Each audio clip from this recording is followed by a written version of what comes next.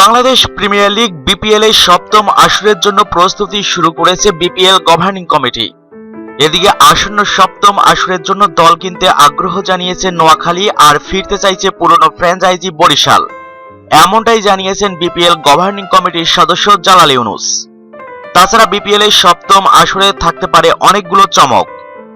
এ ব্যাপারে বাংলাদেশের একটি বেসরকারি টেলিভিশন চ্যানেলের সাথে একান্ত আলাপকালে জালাল ইউনুস জানান, ঢাকায় কমবে ম্যাচের সংখ্যা, অন্যদিকে ভেন্যু বাড়বে আরো একটি, সেক্ষেত্রে কপাল খুলবে খুলনার দর্শকদের।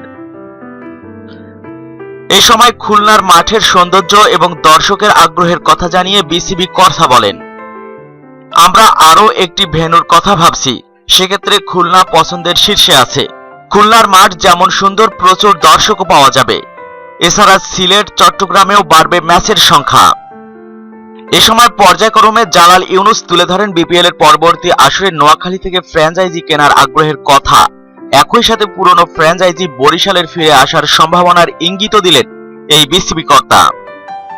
এই ব্যাপারে জালাল ইউনুস বলেন, নোয়াখালীর ক্রিকেট সমর্থকরা অনেকদিন ধরেই দল কিনতে চাচ্ছে, বিভিন্ন মালিকেরা আমাদের সাথে যোগাযোগ করছে, এছাড়া বরিশালও ফিরতে যাচ্ছে। সবকিছুই ঠিক আছে, তবে সবকিছু নির্ভর করছে বিপিএল এ তাদের সুযোগ করে দেওয়ার মতো অবস্থানের উপর। দর্শক মন্ডলী, নোয়াখালী এবং বরিশালকে আপনারা বিপিএল এর সপ্তম আসরে দেখতে চান কিনা আপনার মতামতটি জানতে চাই ইউটিউব চ্যানেল মিক্সার ওয়ার্ল্ড। আপনার মতামতটি জানাতে ভিডিওটির নিচে কমেন্ট বক্সে কমেন্ট করুন।